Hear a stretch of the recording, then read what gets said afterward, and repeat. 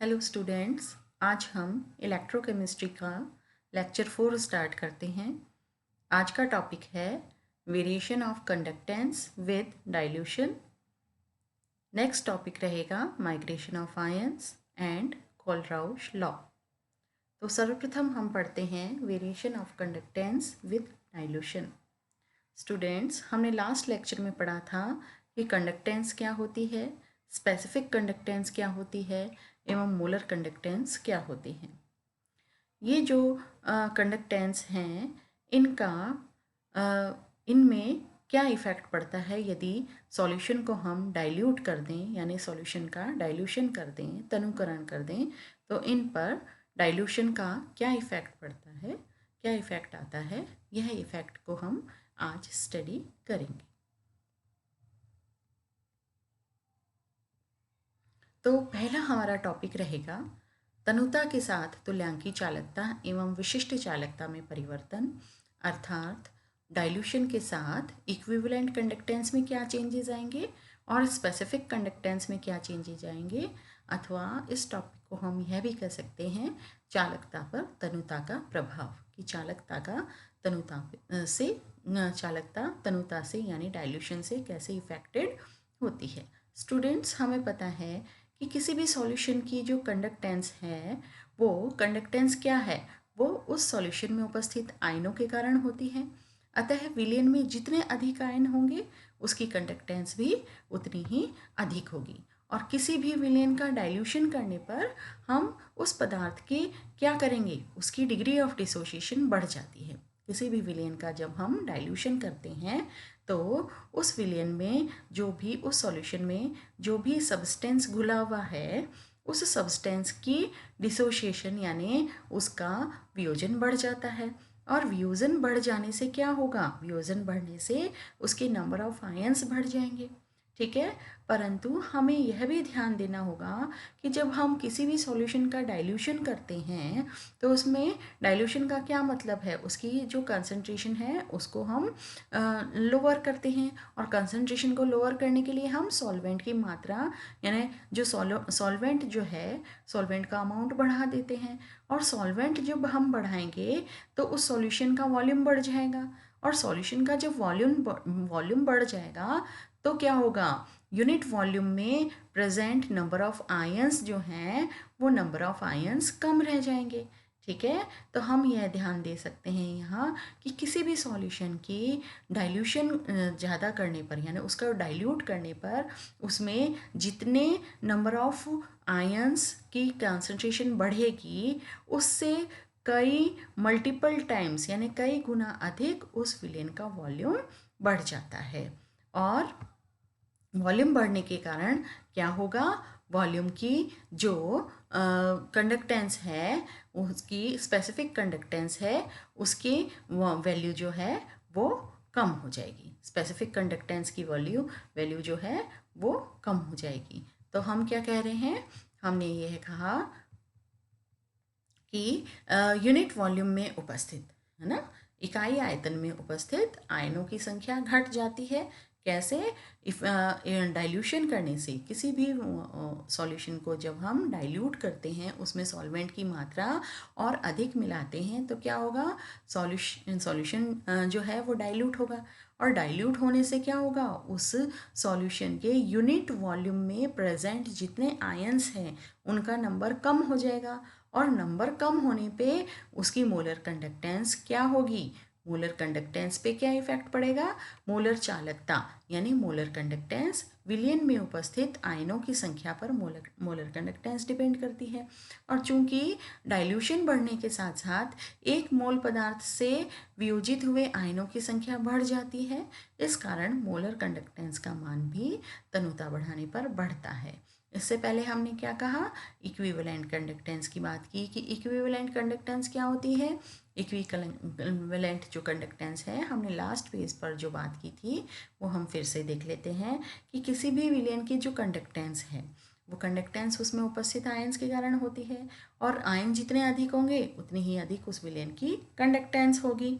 ठीक है, और जब हम किसी भी विलयन को डाइल्यूट करेंगे तो डाइल्यूशन से क्या होगा, उसके उस सब्सटेंस की डिग्री ऑफ डिसोशिएशन, यानी उसका डिसोशिएशन बढ़ जाएगा। और डिसोशिएशन तो बढ़ेगा, परंतु क्योंकि हम डाइल्यूशन कर रहे हैं तो विलियन जो सॉल्यूशन है उसका वॉल्यूम बढ़ जाएगा। और वॉल्यूम बढ़ने से क्या होगा?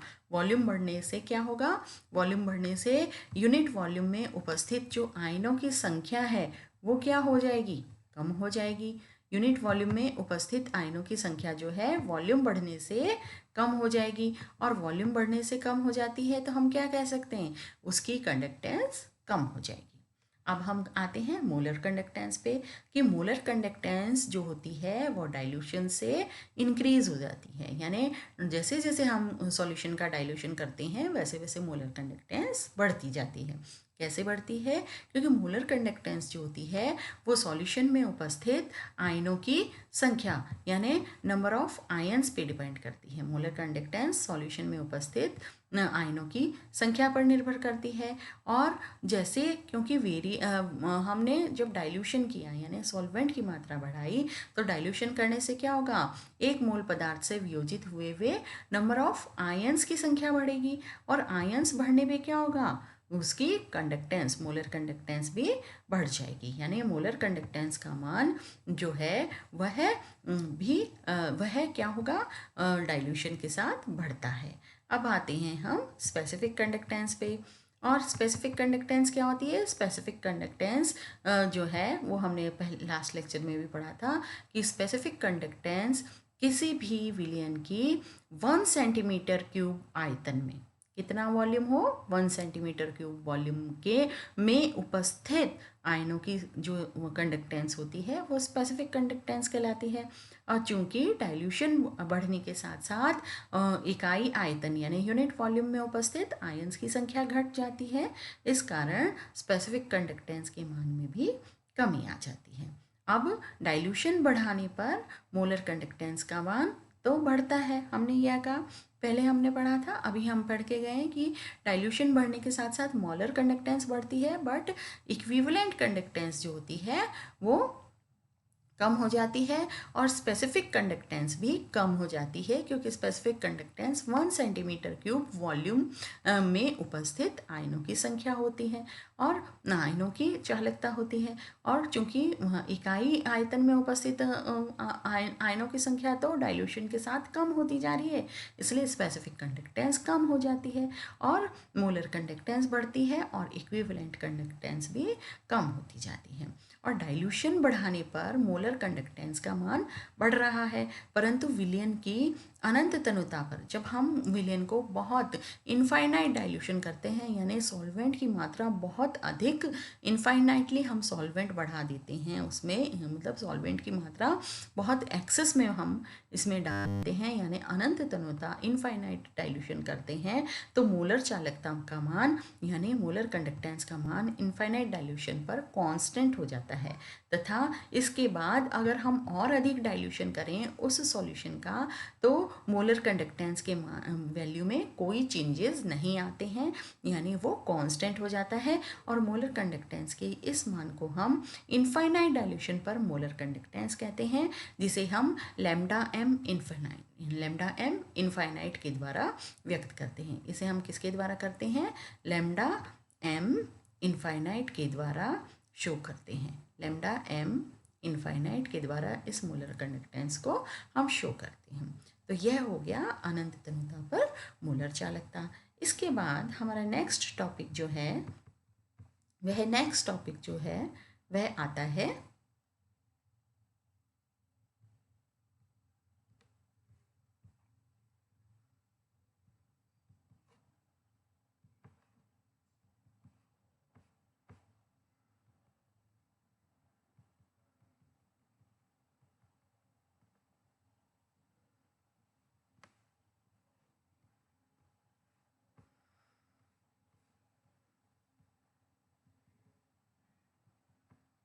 नेक्स्ट टॉपिक इसका हमारा आता है ट्रांसपोर्ट या माइग्रेशन ऑफ आयंस या आयंस का अभिगमन एवं कोलराउश लॉ।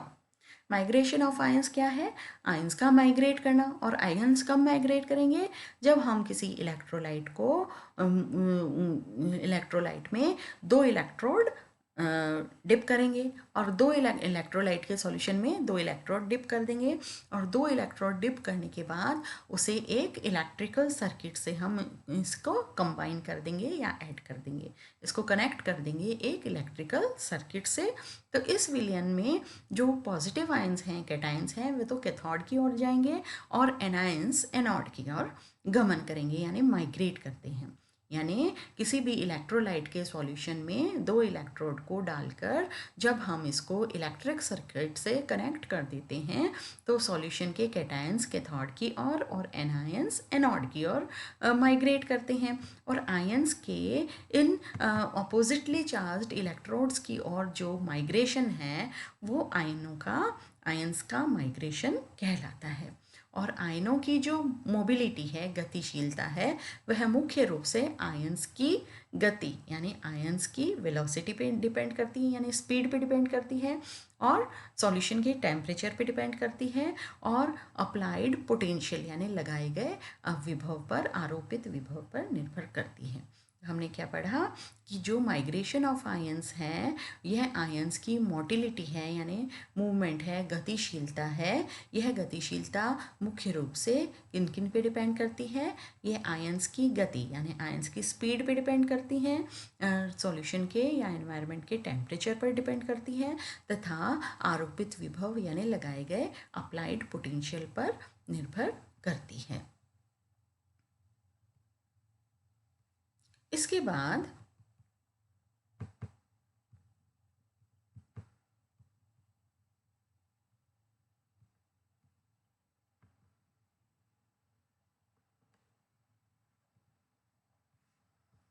फोर्थ पेज भी वही है। नेक्स्ट पेज हम देखते हैं। नेक्स्ट टॉपिक इसके बाद आता है हमारा कि किसी भी केटायन और एनायन, हम माइग्रेशन ऑफ आयंस पढ़ रहे हैं तो इसी हम देखते हैं कि किसी भी केटायन अथवा एनायन की जो आयनिक मोबिलिटी है यानी आयनिक चालकता या आयनिक कंडक्टेंस जिसे हम कहते हैं, यह आयनिक कंडक्टेंस उनकी आयनिक मोबिलिटी के समानुपाती होती है। क्या कहा हमने कि किसी भी कैटायन और एनायन की कंडक्टेंस उन आयंस की आयनिक मोबिलिटी के प्रोपोर्शनल होती है यानी कैटायंस की आयनिक कंडक्टेंस है ना, कैटायंस की आयनिक कंडक्टेंस यानी lambda infinite of positive ion cation है ना, it is proportional to mobility of है ना, आयनिक मोबिलिटी या cationic mobility at infinite dilution. Infinite dilution पे आयनिक मोबिलिटी के ये प्रोपोर्शनल होती है। और इसी तरह से एनायनिक मोबिलिटी जो है, ये एनायनिक कंडक्टेंस जो है, यह एनायनिक कंडक्टेंस इनफाइनाइट डाइल्यूशन की एनायनिक कंडक्टेंस जो है, जैसे कि हम लैम्डा इनफाइनाइट और नेगेटिव है ना, एनायनिक जो कंडक्टेंस है वह किस पे डिपेंड करती है? It depends on ionic mobility यानी इस cationic mobility of negative ion यानी एनायन एट इनफाइनाइट डाइल्यूशन पे आयनिक मोबिलिटी पे डिपेंड करती है यानी इसके प्रोपोर्शनल होती है। ठीक है, तो हमने क्या कहा कि किसी भी कैटायन अथवा एनायन की जो आयनिक कंडक्टेंस है, कैटायनिक और एनायनिक कंडक्टेंस है, वह उनकी कैटायनिक और एनायनिक मोबिलिटी के प्रोपोर्शनल होती है, अर्थात इनफाइनाइट डाइल्यूशन पर उनकी मोबिलिटी के प्रोपोर्शनल होती है। तो आयनिक मोबिलिटी यानी यू जो है, जिसको हम यू से स्मॉल यू से शो कर रहे हैं, इसकी यूनिट हो जाती है सेंटीमीटर स्क्वायर सीमेन इनवर्स एवं ये जो वी है, ये वी क्या है? Voltage inverse. ठीक है, सेंटीमीटर स्क्वायर सीमेन इनवर्स और वोल्टेज इनवर्स। ठीक है, तो ये हो गई आयनिक मोबिलिटी। और इसके बाद हम देखते हैं नेक्स्ट जो टॉपिक है, वो नेक्स्ट टॉपिक आता है कोलराउश लॉ। कोलराउश लॉ को हम देखते हैं कि कोलराउश लॉ क्या होता है।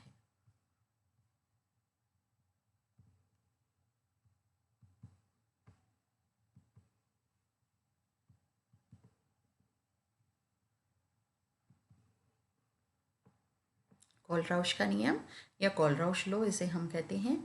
इस नियम के अनुसार इनफाइनाइट डाइल्यूशन पर किसी भी पदार्थ की इक्विवेलेंट कंडक्टेंस का मान उसके दोनों आयनों की कंडक्टेंस के योग के बराबर होता है। क्या इसका मीनिंग ये हुआ कि इस लॉ के अनुसार क्या होता है, इनफाइनाइट डाइल्यूशन पर किसी भी सब्सटेंस की इक्विवेलेंट कंडक्टेंस उस सब्सटेंस के दोनों आयंस की कंडक्टेंस के योग यानी सम के बराबर होता है। इनफाइनाइट डाइल्यूशन पर जब पदार्थ पूर्ण रूप से क्या होगा, डिसोशिएट हो जाता है। इनफाइनाइट डाइल्यूशन पर हम ये मानते हैं कि कोई भी सब्सटेंस जो है वो कम्प्लीटली डिसोशिएट हो जाता है ना। तो इनफाइनाइट डाइल्यूशन पर जब कोई भी पदार्थ पूर्ण रूप से डिसोशिएट हो जाता है तो पदार्थ की मोलर कंडक्टेंस के मान में प्रत्येक आयन का एक निश्चित योगदान होता है जो केवल उस आयन की इकाई पर निर्भर करता है तथा इस बात पर नहीं निर्भर केवल जो उसकी आयन की जो प्रकृति है उस पर निर्भर करता है। और यह जो मतलब हमने क्या कहा कि मोलर कंडक्टेंस के मान में प्रत्येक आयन का एक निश्चित योगदान होता है और यह योगदान केवल उस आयन की प्रकृति पर निर्भर करता है और इस बात पर निर्भर नहीं करता है कि पदार्थ में उस आयन से संबद्ध दूसरे आयन की प्रकृति क्या है। ठीक है, तो हम ये कहते हैं इनफाइनाइट डाइल्यूशन पर किसी भी पदार्थ की मोलर कंडक्टेंस या इक्विवेलेंट कंडक्टेंस का मान उस पदार्थ में उपस्थित दोनों आयन्स, पॉजिटिव आयन और नेगेटिव आयन के जो कंडक्टेंस हैं, आयनिक कंडक्टेंस हैं, उन दोनों के योग के बराबर होता है। जहाँ लैम्डा इनफाइनाइट तो क्या है, अनंत तनुता पर जो इलेक्ट्रोलाइट है उसकी इक्विवेलेंट कंडक्टेंस और लैम्डा पॉजिटिव इनफाइनाइट क्या है, अनंत तनुता पर कैटायन की इक्विवेलेंट कंडक्टेंस और लैम्डा नेगेटिव इनफाइनाइट क्या है, अनंत तनुता पर एनायन की इक्विवेलेंट कंडक्टेंस। और इनफाइनाइट डाइल्यूशन पर मोलर चालकता के लिए कोलराउश का नियम क्या होगा, इनफाइनाइट डाइल्यूशन पर मोलर चालकता के उनका जो कोलराउश नियम है वो इस प्रकार से है, lambda M infinite is equal to V plus lambda plus infinite and V minus lambda negative infinite. V क्या है, जो कि जिसे हम आयनिक मोबिलिटी से भी प्रदर्शित करते हैं। ठीक है, जहाँ लैम्डा एम इनफाइनाइट अनंत तनुता पर विलेन नहीं इलेक्ट्रोलाइट की मोलर कंडक्टेंस कहलाती है।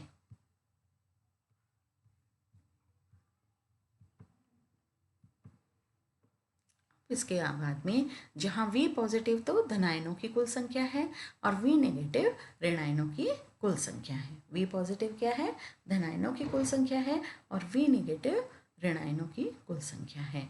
फॉर एग्जाम्पल AgCl में क्या होगा, Ag पॉजिटिव और Cl नेगेटिव, इसके 2 ऋणायन हैं और 2 धनायन हैं और